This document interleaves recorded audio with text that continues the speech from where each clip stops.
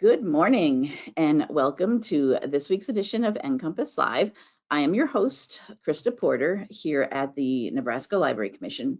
NCompass Live is the Commission's weekly webinar series where we cover a variety of topics that may be of interest to libraries. We broadcast the show live every Wednesday morning at 10 a.m. Central Time, but if you're unable to join us on Wednesdays, that's fine. We do record the show as we're doing right now, and it will be available for you to watch later at your convenience. And I'll show you at the end of today's show where you can access all of our show recordings. Both the live show and the recordings are free and open to anyone to watch. So please do spread the word. Share with your friends, family, neighbors, colleagues, anyone you think might be interested in any of the topics we have on NCompass Live. For those of you not from Nebraska, the Nebraska Library Commission is the state agency for libraries. So similar to your whatever state library. So we provide training and resources and databases and grants to all types of libraries in the state. So you will find shows on NCompass Live for all types of libraries. Public, academic, K-12, corrections, museums, historical societies, archives, et cetera, et cetera. Really, our only criteria is that it's something to do with libraries. We have Nebraska Library Commission staff that sometimes come on the show to do presentations about services and resources and programs we're doing here through the commission, but we also bring in guest speakers, and that's what we have today. With us this morning is April Hernandez. Good morning, April. Good morning. Morning. And she is joining us, getting up nice and early for us. Thank you so much. Out in Idaho in the Pacific time zone, a couple hours before us, but to talk about sparking community connections in your rural library. So I'm just going to hand it over to you, April, to take it away and tell us all about how you're doing that in your library district there. Sounds good. So we are doing a lot of this in our library district, but a lot of this is going to be based upon research I'm doing for my dissertation at Dominican University. So, which hopefully I will, by the end of the summer, get to defend my proposal. But fingers crossed. Yes, I know, definitely. So I'm going to give you a little background on me. I actually received my MLS in 2015. So libraries are, I call it my third career, because I started out basically as a stay-at-home mom, but I had already gotten my bachelor's. And so after I stayed home for a while, I went back to work in the mental health field with kids. And so then I made the transition to libraries after that, because I love libraries. I've always loved libraries. So basically I started in an academic library, a small one, and then I went to a larger one as an intern for the summer, and then made my jump to public libraries in the fall of 2014. And I'm from Kansas. I've spent most of my library career in Kansas, but at that point, when I jumped to public libraries, I actually got a job in Idaho. So this is my second time in Idaho, because I went back after that position and worked for a while and then came back out to Idaho. So I've been in the profession for about 12 years, had my MLS for 10, and I've worked in 3 different states. So, because I worked in Washington for a while as well. And so there are definitely differences in how libraries are set up. Kansas has regional libraries that support their several counties within their region. And Idaho has districts, more districts than most places I've been, because that's how they have a larger library that helps fund their smaller rural libraries. So, the library landscape's a little different in different states, but rural public libraries are always very, very important, no matter what state you're in. And I also am an adjunct professor at Dominican University. I have been for about 2.5 years. So I teach collection development as well. So, and right now that's a very important thing to know about. So with all of the challenges. So I've been a director for 8 years in 3 different libraries. My first one was a rural library out in Midwestern Kansas, of a town of a little under 2,000. And so I have rural experience there. Then I worked in a suburban library that was a small town right next to Wichita, Kansas. And so that opens up a whole world of possibilities when you're that close to an urban area. So I've worked in that position as well. And then now I'm out here in a district in Idaho, and where our headquarters is and where I work out of, it's a town of about 26,000, and it's a university town. So that opens up some possibilities as well. But all of our branches, we have 6 branches, are located in towns that have between 198 people and 1,075, so almost 2,000 or almost 1,100. So a wide variety, even within the populations in this area. Every one of the libraries looks a little bit different because of that. And so again, it helps that they have the headquarters in Moscow, though, so that we have access to a lot more funds and partnership opportunities here that go out and help the rest of the district. Rural libraries are very important to their communities because they can do so many things. They can be whatever the community needs and wants. They are the hearts of their communities. And the communities are the heart of the library. That's why we're here.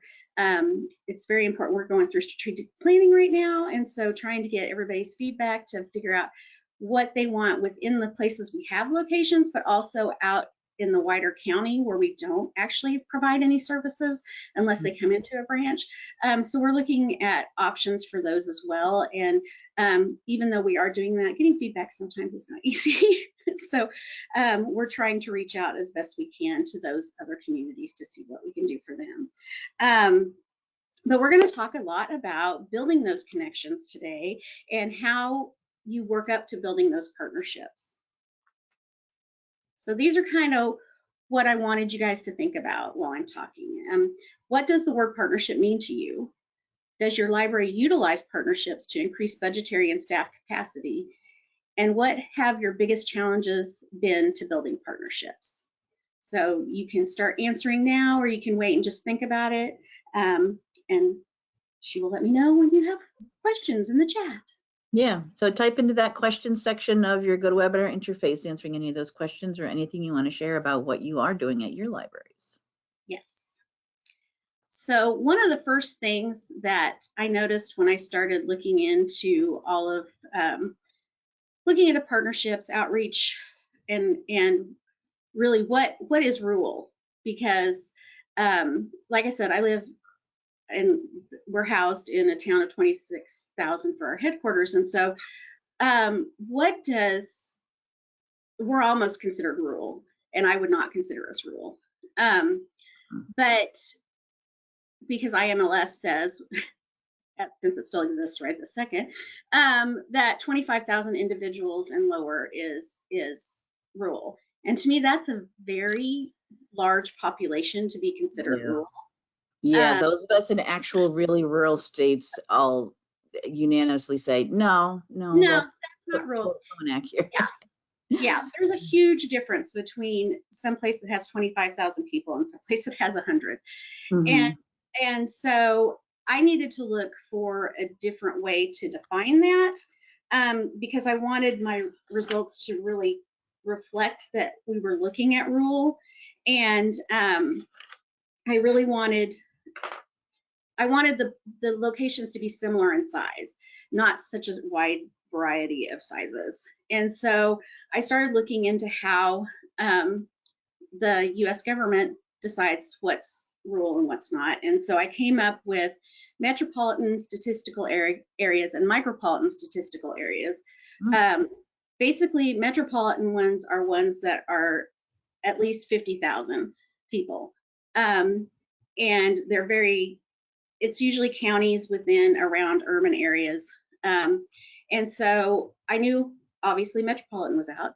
And then I looked at micropolitan areas, and those have 10,000 to 50,000 people. So I was like, okay, so now I know what I want to look at is anything under 10,000. So I'm not looking at areas that have metro or micropolitan distinctions, because I don't want, I want to see what true rural is telling me about these partnerships, and what makes those work and successful, and what are they all, can they use local resources, or do they basically have to use regional or state resources? So that's what I'm looking at within this research part of it. I'm also going to be looking at perceptions and how that works, but I really needed to focus on looking at first what rural really means. So what are partnerships? It's all about connections with libraries. That's what we spend most of our time doing, is making connections with our patrons, with, you know, with partners, with businesses, with organizations, with schools. Schools are a very important place to make those connections, to help, to be a support for them, as well as them to support you back, and help spread the word about what you're doing. I think it's really important, even if you don't have, a lot of our school districts obviously are consolidated because they're very rural, small areas. And so sometimes that looks like you actually have a big school district. But I think making those connections is really important within that too. And rural libraries have very unique relationships with their patrons, because obviously in a small location, everybody knows everybody. And so sometimes that gets hard. I know sometimes you know people so well that you know, people come in and say, oh, what's this person doing? And you know, that confidentiality and all that stuff, you have to really be careful when you talk to people that you see every day and who know your kids. And so you have to keep those things in mind as well. But it's very, you know, it is a very unique relationship, because you really figure out what those patrons need and what they want and what they like, because you see them all the time. So connections help us build those partnerships. You have to build those connections first. And so looking at your local businesses, or looking at your local organizations, or your local churches, or in your school districts. So making those and really nurturing those relationships, and saying yes as often as you can, and always saying thank you are important. I know sometimes we can't say yes, because obviously a lot of rural locations have one person who does everything, unless you're very lucky and you have a friends group or volunteers who come in and help you as well, which is, you know, that's just a blessing if you have that. And so say yes when you can, but don't overextend yourself, because you can burn out really quickly when you do that. But you need to make sure your partnerships are built around common mission, vision, and goals. So you don't want to go out and build a partnership that's going to totally be away from the mission of the library. If those people would like to support you, obviously, yes, definitely say yes. You can support us all you want, but don't really enter into a partnership that's going to have you doing things that are outside your mission, because it's not going to be beneficial to your library. So basically, partnerships kind of encompass all of these things, which is a lot, but they're all very important. So partnerships, the definition is cooperation between people or organizations in the public or private sector for mutual benefit. And so as I'm looking into all of this partnership stuff, there's a continuum that basically is a partnership continuum, that goes from networking and less involvement and all the way up to collective impact at the other end, which is very, very integrated into each other's organizations and sharing a lot of different staffing things and things like that. We're going to look at this continuum a little bit here. So while I'm looking into all this these partnership things and finding these different models, I came across the fact that, and this was also shown in my, I did a small study for class, and found that as you get involved with these organizations, their perceptions of the library change, which is a very important thing, because obviously most people know that people think libraries are all about books, that we sit around and read all day. That's what I get told. It must be nice to sit around and read all day. I'm like, oh, only if. And I mean, I'd love to get paid for that. But so as you get more involved, then these perceptions start to change, because libraries are not really seen as partners right off the bat, because people just think, oh, you're about books. And I mean, sometimes people use your spaces if you actually are lucky enough to have a space to use for meetings and things like that and programs. But some locations are so small they don't even have that opportunity. And so really there's no, if you don't have the space either, then your people really are going to not look at you that way. And so one of the things I'm looking at within my research is going through this, basically going through the partnership continuum and making sure that the more involved you are, the more apt that that perception is going to change. And finding out exactly if you're only involved with networking or coordinating, if that really, if it'll change all the way through, or if it really stops and maybe you stop at you're a trusted resource. I don't know that yet, but also looking at the community involvement, impact, trust, and communication, seeing if that increases as well. So several different things to look at, but trying to focus on where rural libraries really fall in that continuum. So I mean, I can guess, but there's no studies that prove that most of rural libraries stay like within networking and coordinating, possibly cooperating, but maybe not going all the way to collaborating and to collective impact. And so we'll be looking at that. So what does it mean to embed your library so you're changing those perceptions? And the definition of embed is to fix firmly in a surrounding mass. And so how does the library do that? You need to look at what relationships already exist and how do you become indispensable to your community. Those are really the things you need to look at within trying to embed yourself into the community. Again, and making sure that you're not overextending yourself within all of this at the same time. So how do you become indispensable to your community and embed yourself in there? You have to get involved. You have to get feedback. You have to market the library. You have to reinvest in the community, and you have to find common goals. And I think, again, this is a lot. Sounds like a lot. But you can do it. There are easy ways to do it that don't take a lot of time and aren't going to overextend you. So we'll look at that on each of these to kind of see where we're at with that. So how do you get involved? Sometimes it's as easy as talking to local businesses that you would like to, say, have a scavenger hunt for summer reading, and they always have the cute little graphics. And so we did this in Medicine Lodge. We would contact several different businesses and ask if we could put one of the little people in there. The last time I did it, it was the Build a Better World. And so what we did is within the library, we hid the little guy, and then we hid all his, or actually within the library, we hid all his tools, and we'd have the kids find the tools every week. And then within the community, we did the little construction guy. We hid him at different locations. And that was, we talked to the post office, was one of the people that we talked to first. And they were so excited. And every year they were like, oh yes, we want to do this again. Make sure you let us know.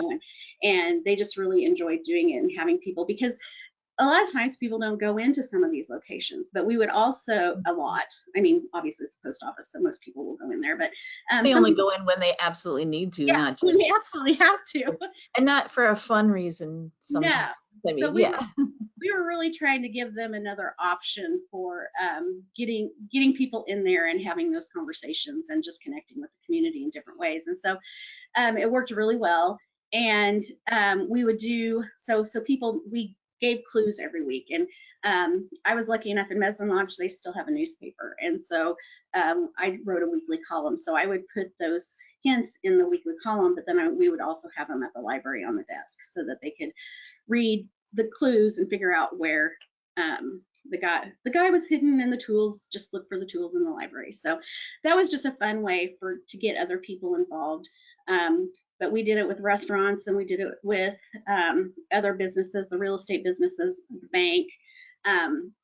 So I know some locations aren't going to have a lot of that, but there's usually still a way around it. If you have locations like a park, if you can hide something in the park and things like that. So it's just fun to get involved like that. Make sure most towns have like a yearly festival. All of ours do here in the district, and so we really try to make sure that our branch managers are involved in those events and bring we'll either table or we'll be in the parade. We have a book bike, so a lot of times we load the book bike up and take it to one of the other locations so they can ride it in the parade and have it out as tabling as well. And we have a lot of farmers markets in the area, and so we go out, try to get to farmers markets as much as we can as well. So like I said, you need to support your local schools, and your local business owners, get to know them and attend city council meetings. It's really a good idea to attend city council meetings so you know what exactly is going on within the community.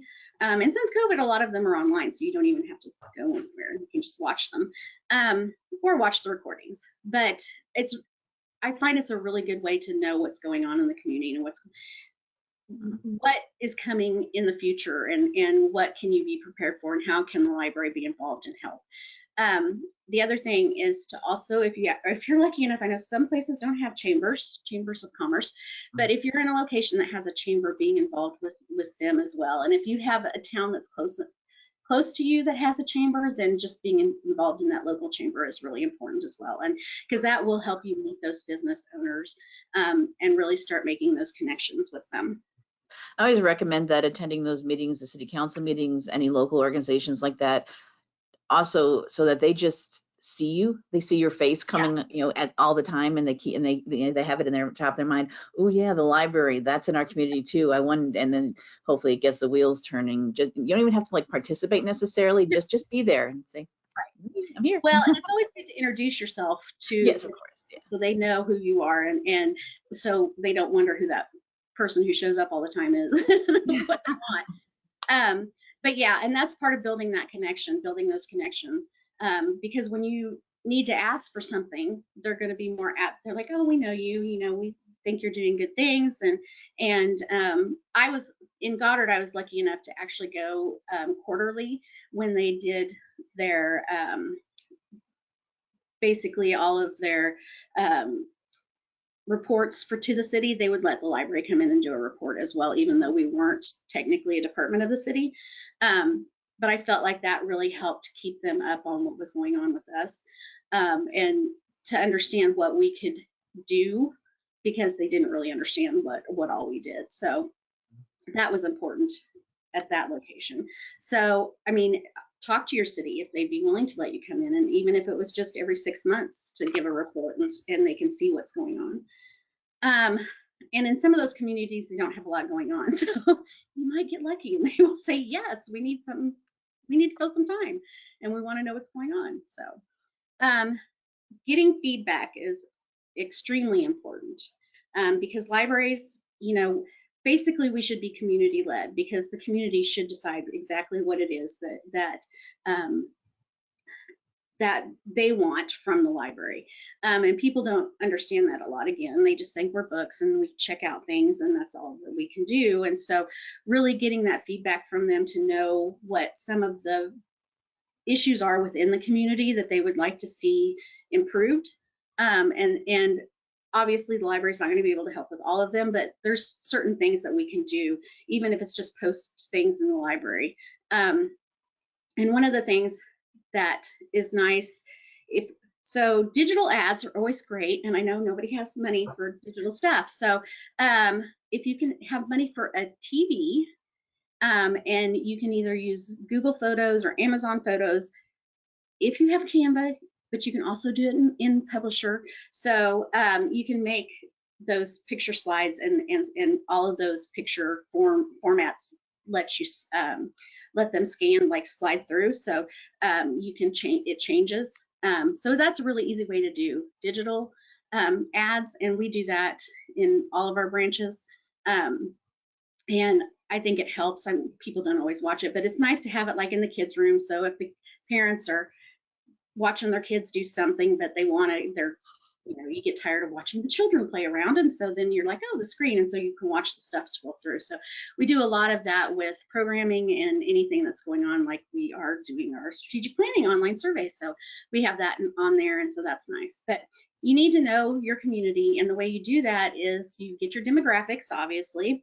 You look at the school district demographics, you look at any statewide stuff that you can get. You can use for your staff and your board, and then if you have a friends group or a foundation, you can use SWOT, SOAR, or SMART analysis for those. We're actually using the SMART analysis, which is more for nonprofit groups here in our strategic planning right now. So there's all different kinds of ways you can get some of that feedback. But you need to also remember that the community does include your staff and your board, your friends and your foundation. So even though they're more involved with the library, they're still part of that community. So next up, you need to market the library. So marketing, sometimes libraries are very much like a business. And so part of that is marketing what you do, again, because people don't understand that, and doing that helps them understand what you really do on a daily basis and what you can do. And so it's something that you do constantly, especially in a small location where everybody knows everybody. You'll be at the basketball game and they're like, oh, can you renew my book? I totally forgot. And so things like that, out at Walmart or wherever. And so if you have small shops too, everybody knows who works at the library, and so they're always asking that question, that can you do this? But so you're constantly marketing even if you're not intending to. So really talking about the programs, services, and collections that you have. When somebody asks you, oh, can you renew this? And you can say, oh, by the way, did you know we're doing this now? They started the conversation. Again, that's a connection thing. And so really opening that conversation up to other things so people understand what's going on. And then pictures of your events on social media get great engagement. You can put all kinds of stuff on social media and they can be so pretty. You think, oh, that looks great. But the things that really get people to interact with your social media is literally your pictures of events, because people enjoy seeing what actually happened within that time frame. And summer reading is right now, and so lots of opportunities to be able to have lots of content on those social media platforms. Today, in fact, we are doing our kickoff celebration, so here in Moscow, so that will be fun. We're closing the street and doing all kinds of stuff. So really taking those pictures and making sure you're promoting the things that you're doing. And back when I was talking about demographics, you also need to, not only do you need to make sure that you're serving the demographics within your community, you also need to make sure you're letting people know about the wider world. So you don't want to just close yourself off to what is specifically in your community. You want to really make sure that you're opening that up to the broader world, so people, not everybody's going to stay in your small community. When kids grow up, they're going to leave, and so they need to know what's really out there. And obviously it's going to be much different from when they go someplace big from someplace that was very, very small. And so giving them that information and empowering them to be able to understand those differences and go out into the world and be successful. So let's go to the next one. So the next one is reinvesting in your community.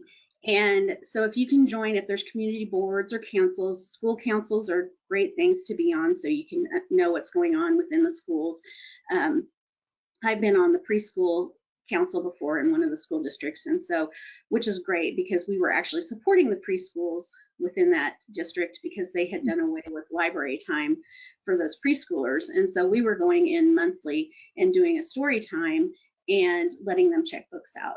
And so really being involved in that kind of thing so you can know what's going on and how you can help. That was one way we could help easily, because since we wanted the kids to really have that access to those books and those pre-literacy skills that they weren't getting because they weren't getting to go to the library. And so we were able to step in and do that.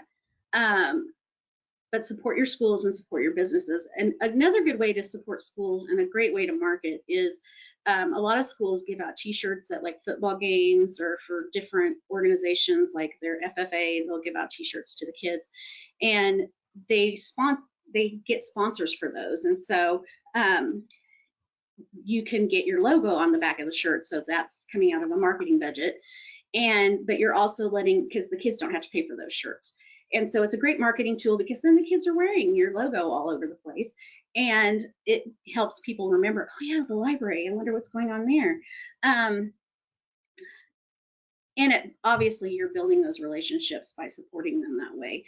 Always shop local if you can, when you can. I know sometimes that's hard because in small locations there's not a lot, but as much as you can, shop local and make those, build those relationships with those local businesses. So community engagement equals opportunities, and it really does. If you don't ask, you won't ever know. I mean, you'll get 100% of nothing if you don't ask. And so, talking to city government, partnering with Parks and Rec if you have one, your state extension, they're a great resource, because they have to go out and do programs. That's part of their funding is based on that. And they do it for you for free. And so that gives you an opportunity to have an awesome program that you don't even have to plan or present. You're there and they do it for you. Looking at community action programs, local civic organizations, like I said, school districts, churches, businesses, all of those places. Those are all great opportunities to go out and do, build those connections and build those relationships. And because you really want to do that before you need them. Especially now with everything that's going on, you don't want to wait until something goes wrong to start contacting your local government, your state government, because they're not going to be as willing to listen to you if you haven't already gone to made that taken the opportunity to really make that connection with them. And they're more apt to say yes, or yes, I'd be glad to help you, or I can find somebody who can help you if you've already built that relationship with them. But when you wait until you need it, I think they feel you don't have that relationship, so they're like, why should I go out of my way to do this? Yeah. But if you've already really worked on that relationship and that connection, then that's going to help. And like I said, right now that's really important, especially with a lot of funding getting taken away, all of the challenges, and really looking at ways to keep your library thriving, and making sure that you can be around for a very long time. So it's important, really important, to make those connections and to ask, always ask. I mean, I don't ever feel bad asking for the library, because it's like, I'm the library, you should want to support us. Yeah. Honestly, they should, because it looks good for them.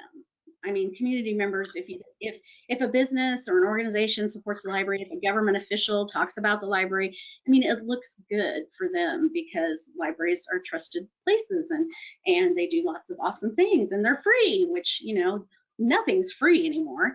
And so libraries really have a unique position within that, that third place, safe space, and so really looking at that and making them understand that if they leverage that library relationship, that can also benefit them. And that's a good way to get partners, really, is to look and say, hey, if you do this, and we can do this for you. And one of the easy ways for libraries to really, partner with people is to promote those people. So, because you have social media, so this person sponsored this, and you put it all over your social media. And so, or if you're doing, digital ads in the library, you can put it on there as well. And one of the things we always did is So I started when we were in Goddard, we started sending out a letter in January about summer reading and what was coming up, and then some of the other opportunities throughout the year that we would love to have support from local businesses on. And so we would send that out to everybody we could, and to get those sponsorships.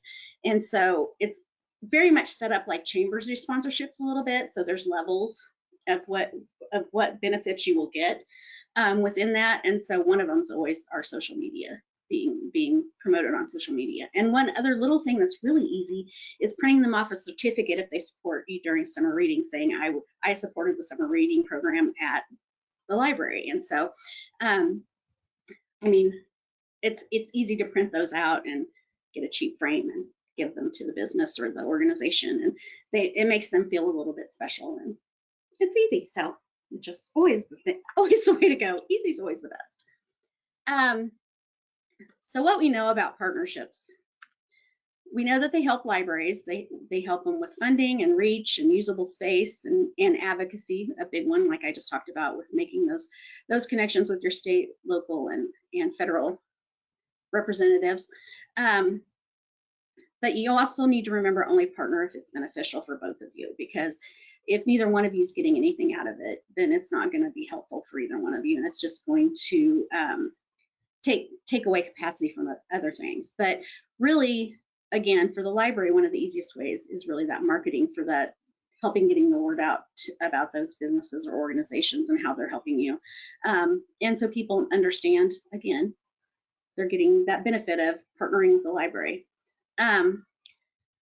So prospective partners don't view libraries as partners. So that's where you really have to build those connections and those relationships so that they understand that we can partner with libraries, that libraries are great partners, and that we're just not on the top of the list when people start thinking about partnerships. So really getting out there and making those connections and relationships to make them understand that we are. So what we're looking at now is what partnerships, how those partnerships really help the partners. So obviously they help with their reaching a different demographic, and because not all of them reach people that come to the library. But so what we're learning is that partnerships can change perspectives and perceptions of the library for those partners. And looking at that, like I said, that's really important. I think one of the things that I'm really excited about, if all this research goes well and I really find out that these perspectives are changing, there is research out there that says that they are, but I'm really looking at the rural level, is that still true? And what I'm excited about is if we can figure out how to change partner perceptions, then how can we look at changing funding, people who fund us, so government, local, your city government, your county government, how can we change their perceptions of the library, and how can we partner with them more effectively? And that's really what I'm looking at, what I'm excited about trying to see if we can change. You need to always keep your partnerships positive, obviously. If you say you're going to do something, do it. So that's where you need to be very careful when you're explaining what you can do. Make sure you're not overextending yourself. And how do true rural libraries partnerships look? And that was where I was talking about, you need an agreement on what rural really is. And so anything under 10,000, which is still pretty broad, but it's much better than 25,000. And basically looking at that, and is it mainly regional and state organizations that rural libraries partner with, or do they have opportunities within their communities to be able to do that as well, or communities that are close to them? And so that's what we'll be looking about and learning about. So my next question, has your idea of partnerships changed? And then do you have any questions? Hopefully somebody has questions. Yeah. Okay. Yes, please do type into the question section there if you have any thoughts on partnerships, or what you've done in your libraries. If you want to know more about some of the things that April suggested here, We do have one comment that came through, which is actually a good good thing to be aware of too. Someone says, not a question, but a comment. Patience and persistence is what it takes. It I would does. ask to have a library table at every single event, and now they ask me to set up. It Yep. took about 3 years, but has finally worked. Yes. And I will tell you that it took 3 years for me to be, actually it was 4 years, to be asked to be on one of the school councils, even though for 2 of those years we had been providing story times and checkouts for their preschool children. And it still took them 4 years to ask me to be on that council. And so it is persistence. It's continuously being out there, putting yourself out there. And I know it can get tiring and I know it can get frustrating, but eventually they get it. It just takes a lot of time for them to get it, unfortunately. Yeah. And like you were talking earlier about don't be afraid to ask. They may say no, or they may be like confused. Why the library? I don't know. But you just keep, having a no answer or a quote unquote failure is just something to learn from. Come from it at a different direction, or just ask again next time. Can we bring the TV? Yeah. And so I feel like, so I have some of my branch managers who are like, don't ask any of my businesses in my community because they get hit up all the time during fundraising. And I'm like, but that's not fair to them either, because we're giving opportunities to all these other businesses, but we're leaving them out. So I feel that that's a lost opportunity for them, because we're not even asking. And so I don't agree with that. I think that we should ask, because I think everybody should have that equal opportunity to be able to participate in the ways they want to. And so all they have to do is say no, or don't reply, if whichever they prefer. And it may be a situation that they don't know that the library needs their donation, or their, we'll cover these prizes for whatever event, unless you tell them. And sure, yes, they're getting asks from other groups too, but maybe next year, the next time you come to them, they will decide, well, actually, we need to decide who we can support this year, and we're going to do the library this time. Since we did the mother group last time, we know they need things too, and we'll switch it up each year possibly, or we'll figure out how we can spread our support among more organizations. If they don't know, they don't know. And that's why I think, like I said, if you don't ask, you're never going to know, and they're not going to know because they don't understand. Again, that's the perception of, well, they're funded through taxes, so why do they need our support? But there's always more that the library can do, and they can't do it if they don't have that support. And we do have a question that's kind of related to what we're talking about getting out there. The question is, how can we combat burnout of the and I think process, I guess. And it's because it can be a lot. I know, I was lucky, because even in my very small library, I had 2 other part-time staff. And then we wound up getting some teenagers. I will tell you, teenagers are awesome. Call it an internship. You don't have to pay them. I mean, you can if you want to pay them something, that's awesome. We were able to pay them. But get those teenagers in there and say, hey, you can learn all of this, explain what they can learn within this position. And we were actually both of my libraries in Kansas, where I was director, were part of the Public Library Association's Inclusive Internship Initiative. And so I got to see how that looked across the nation with these different interns and the different things that they did. And they have great ideas. Oh yeah. We actually started a teen advisory board, and actually had them have a president and all that, and run meetings with Robert's Rules, so they learn that. 'Cause some people learn that in 4-H, but not everybody does 4-H. And so giving them that opportunity, and then they would get credit at school. We talked to the school about, hey, because most schools make kids do volunteer work. Some sort of volunteer, yeah. And so we just turned it into a volunteer opportunity that they could use for their hours at school, which really helped and got them involved. And doing that, and then we also started a podcast, which we had a staff member that would be there, but we really let the kids lead that.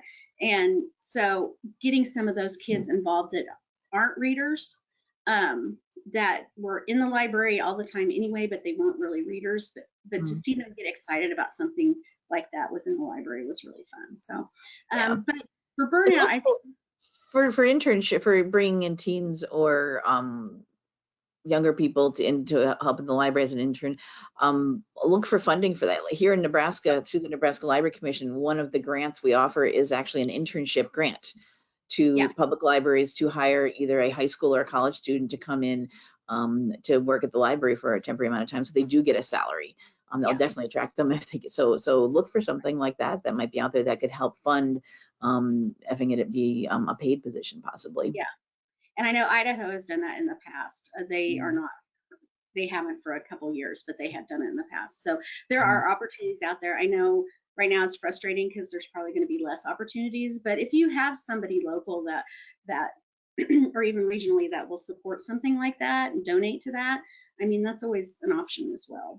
But that helps with capacities because you're bringing in extra people for the load, which is really helpful.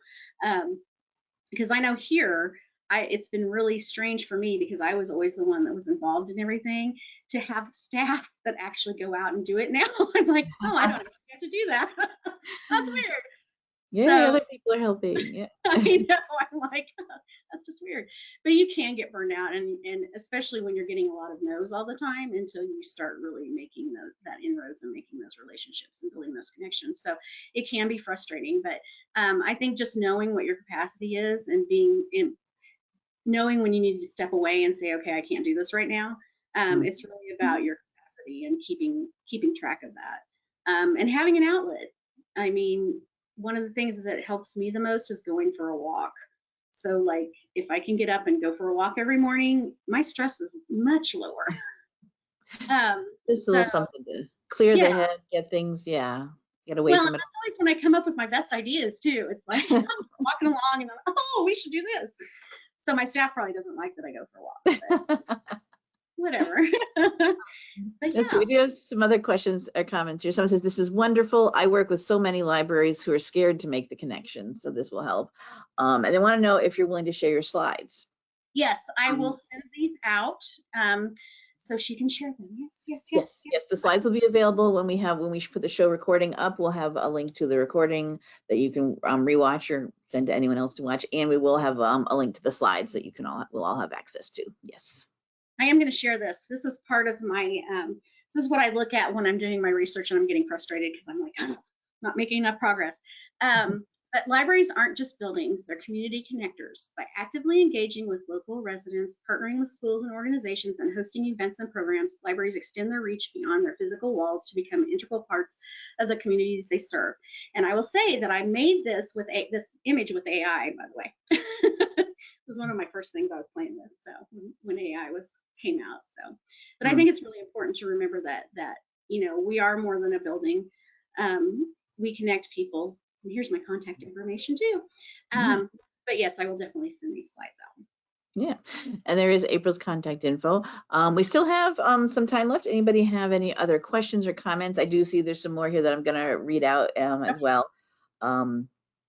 So we still have about 5-7 minutes left. There. If you have any questions, comments, thoughts, type into that question section there. Someone says here, I've tried partnering with a local summer school program and the Boys and Girls Club for years. I joined the board for the club, like you were talking about getting on the board of them. This year I have both the club, and the Boys and Girls Club and the summer school coming to the library for summer reading. Awesome, so exciting, yes. Yes, that is what we want, yes. In Goddard, we would go out and promote summer reading at the schools. And we actually, the last year I was there, the schools came to us instead of us having to, some of them, not all of them, instead of us having to go out to them. But when we'd go out, we'd do like a presentation, of a PowerPoint of all the stuff that was going on and the prizes we were going to have. And just to get the kids really excited about that. I think that's important to get that. But yeah, it's great when they start coming to you. Yeah, that's that persistence and just keep going, keep working at it. Yeah. Definitely. Absolutely. All right. So I'll keep an eye on anyone has any other questions or comments, type into that questions section. Thank you so much, April. This was a great presentation, great information and resources. It's some of the things I was doing a lot of nodding because this is things that I try and teach our libraries. I said we support our libraries and with training and things just like this, how to do community needs planning and looking up the information and getting out into that community, looking outside what the library thinks they should do or thinks they know what they can do to see, well, what's happening elsewhere in the community that we could possibly connect with. You're going to find lots of things going on that you can't do anything about. Like you probably can't help, get the sidewalks fixed or something, but you can, you'll find out what's happening. Yeah. And I will say, yes, it's very important to really just be open to it. I know a lot of people feel like they don't, I don't want to leave the building. I'm an introvert. A lot of people are introverted when they go into libraries. Yeah. And it's like, I'm not a terribly extroverted person, but I find that in my job, I am because I have to be. But I was also going to suggest there's a book, Community-Led, 12 Steps to a Community-Led Library. I can't remember the girl's name, but Noah Lenstra is a co-author on it. And that is Noah. Yes, Noah's been on the show many times before. Yeah. I'm sure he has. So yes, so it's a great book. I actually had my board and my staff read it. So I told them, I said, if you want to know how I'm thinking and what I'm wanting, read this book. So, and I think it just gives you it gives you some ideas, but I think just really looking at it to see, that focus, shifting that focus from the library led to the community led. Is so important. So yeah, 12 Steps to Community-Led Library. It's through ALA, Audrey Barbakoff and Noah Lenstra. Yeah, and I'll show you all when I bring things back over here. Yeah. All right, so we got some comments. Thank you, great presentation. Good luck on your dissertation. People are saying too. Definitely, yes. Yes, I will keep you all posted and let you know what I find out. Yeah. All right, I'm going to pull presenter control back to my screen. We still have time. I'm just going to do wrap up and show. I did find this title here. Type into that questions section anything else you want to ask, anything you want to share about what you are doing in your library. So here it is. I just looked it up here. 12 Steps to Community-Led Library. Yeah. It's available from ALA. You can get it on Amazon too. And Amazon, yeah, I did come up with an Amazon result too when I did the search here. Yep, Amazon ALA store. Yep. So help you transform your library. Evidence-based 12-step process help you transform your library in ways that serve your unique community effectively. Yeah, and one thing I was going to say too, and I forgot, is that basically, when you live in a small community, you think you know everybody, and you think you know everybody who's there and exactly what they think again. And so really doing those community assessments is important because it'll show you that you don't. Don't you think, yeah. There are things that you do not know. I mentioned that too when I'm talking about like looking up your demographics in your community, that people may have an idea of, well, we know there's no little kids in town, there's no young families, we don't need a daycare, we don't need story time, because they just don't see the kids. But then you look at your census data and you're like, no, there's all sorts of young families in town. We've got the numbers, we're going to go by that, not by your anecdotal feelings. Yeah. Yes, and I think it's hard because I think sometimes even we're doing a huge weeding project, and sometimes the staff are like, oh, I don't want to weed that because people read that. No, they don't. Nobody's checked it out. And you know what? If somebody wants it, that's what interlibrary loan is for. Yes. If someone does discover they want it, you will have somewhere else. You don't have to own everything. It's okay. Well, and we're in a huge consortium too, so we don't have to own everything because there's lots of other people who own it, so they can still get it pretty easily. So. Yeah. Awesome. Some more thank yous coming through. Yeah. All right. So I think I'll work on wrapping things up. Thank you so much, everyone, for being here with us today, and we got some great ideas. I know there's lots of amazing tips and tricks and resources in this presentation. Thank you so much, April. I'm so glad to have you on. And maybe after you've done with your dissertation and have successfully defended it, we can have you back on to talk about your research. Yeah, we will definitely look forward to that. So that wraps up for today's show. As I said, the show is recording. So this is our main NCompass Live page. If you use whatever is your search engine of choice to type in NCompass Live, the name of the show, you'll find a link to our show, our main page, and our show archives. These are our upcoming shows. But beneath there at the very bottom is a link to the archives. So this is where today's show will be. It'll be at the top of the list here. There'll be, like I said, a link to the recording on the YouTube channel and a link to April's slides that she'll send me later today at some point. You can search our show archives if you want to see if everyone who attended today's show and registered for today's show will get an email from me letting you know when the recording is ready. It should be by the end of the day tomorrow, as long as GoToWebinar and YouTube cooperate with me.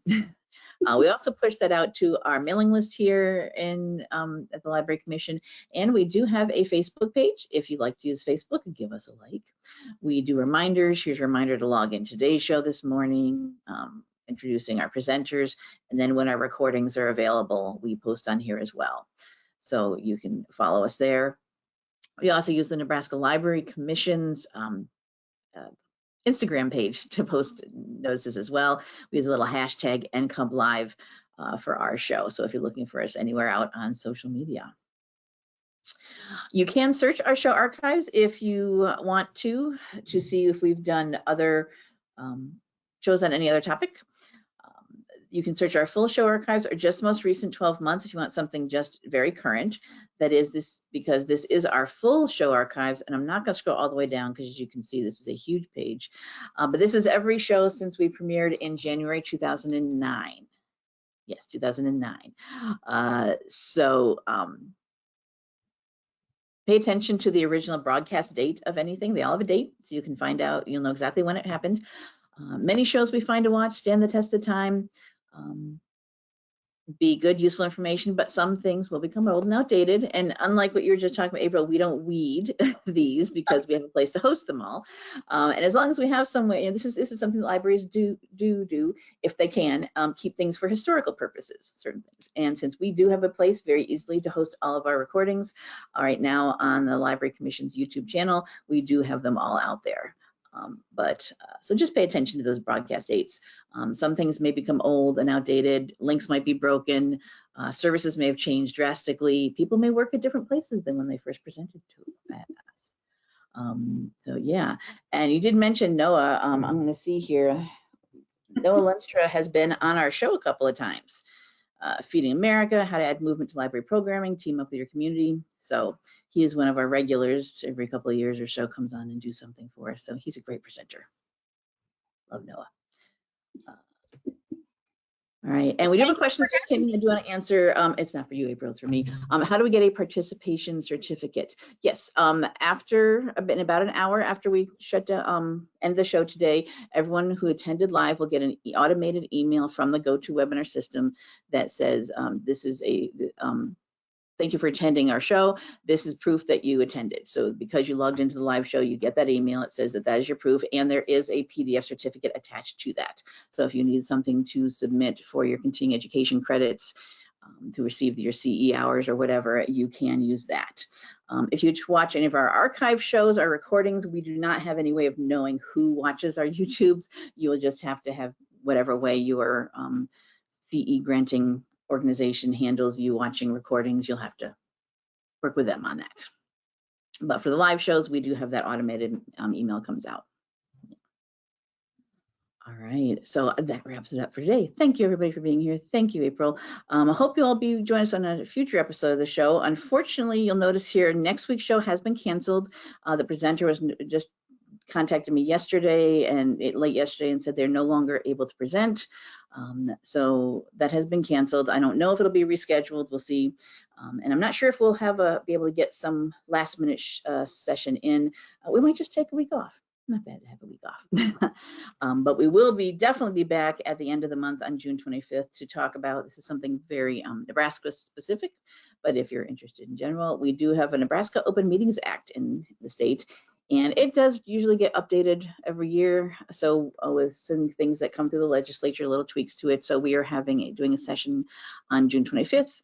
Myself and Scott Childers, who's the executive director of one of our Southeast Library system. He's our Open Meetings Act and library law expert in the state are going to talk about how your library boards are required to be in compliance with that and any changes to it for this year. So please do sign up for that. Any of our other upcoming shows, I'm filling in dates. I have dates confirmed with some people. I'm working on getting descriptions, so you'll see more of these get filled in. So keep an eye on our schedule here. All right, so that wraps it up for today. Thank you, everybody. Thanks, April. Good to see you. Thanks. Hopefully we'll have you back again. And see you all in a future episode of NCompass Live. Bye-bye.